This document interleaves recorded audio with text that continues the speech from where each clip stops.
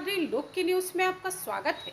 आइए खबरों की ओर रुख करते हैं। झारखंड विधानसभा चुनाव के दूसरे और आखिरी चरण की वोटिंग आज 12 जिलों की 38 जिलों पर कड़ी सुरक्षा के बीच मतदान हो रही है।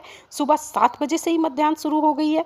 इन सीटों पर कुल मिलाकर 14,219 मतदान केंद्र बनाए गए, जहां मतदान शुरू होने से पहले निर्वाचन कर्मियों ने प्रत्याशियों के प्रतिनिधियों की उपस्थिति में मॉक पोल कराया। कई बूथों पर मतदान शुरू होने के पहले ही मतदाताओं की लंबी कतारें देखी गई। मतदान केंद्र और पोलिंग पार्टियों की सुरक्षा के लिए केंद्रीय अर्धसैनिक बलों की कंपनी जैप की कंपनी के अलावा जिला बल और होम गार्ड के जवानों के तैनात किया गया है। इस चरण में 31 अति संवेदनशील मतदान केंद्र ऐसे हैं जहां शाम 4 बजे तक ही मतदान होना है। इन्हें छोड़कर 13,187 केंद्र पर शाम 5 बजे तक वोट डाला जा सकेगा।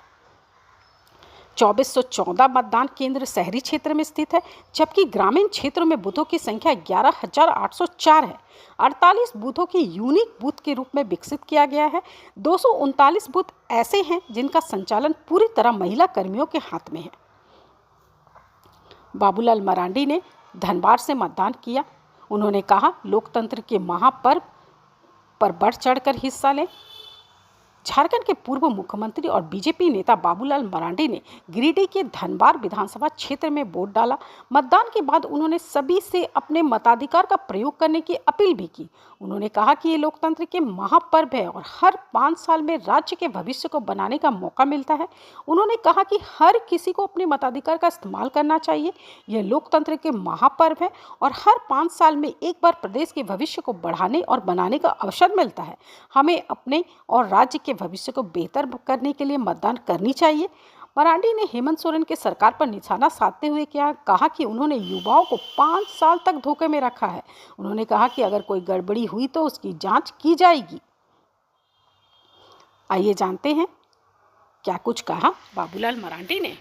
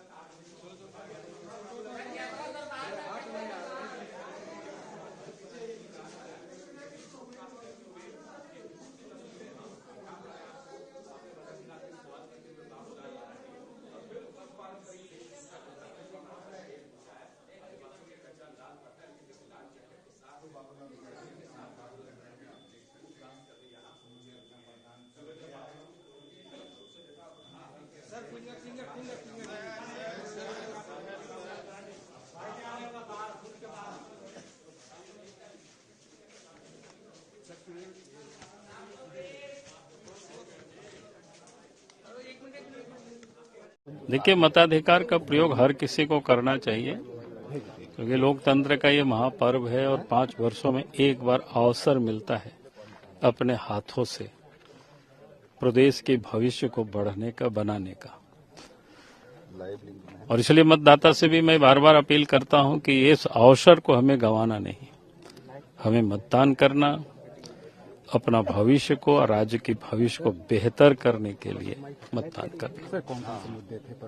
नहीं, मुद्दा हमने बार बार कहा है कि एक तो जो राज्यव्यापी ही एक मुद्दा है वो घुसपैठ को लेकर के, जो जिस प्रकार से आबादी के जो डेमोग्राफी यहाँ बदला है, अगर हम समय रहते उसको सचेत नहीं होंगे तो आने वाला कल झारखंड के लिए वो संकट पैदा करेगी। दूसरा, जो बेरोजगारी है, यहाँ से बच्चे पलायन करते हैं और हेमंत सोरेन ने पूरे 5 साल तक नौजवानों को छला है। और इसलिए हम सब ने नौजवानों से अपील किया था कि भाई आप इस बार बीजेपी को, एनडीए गठबंधन को साथ देना, हम लोग आपको न्याय देंगे। जो गड़बड़ी हुई है उसकी भी जांच कराई जाएगी, जो दोषी होंगे उसको दंडित किया जाएगा।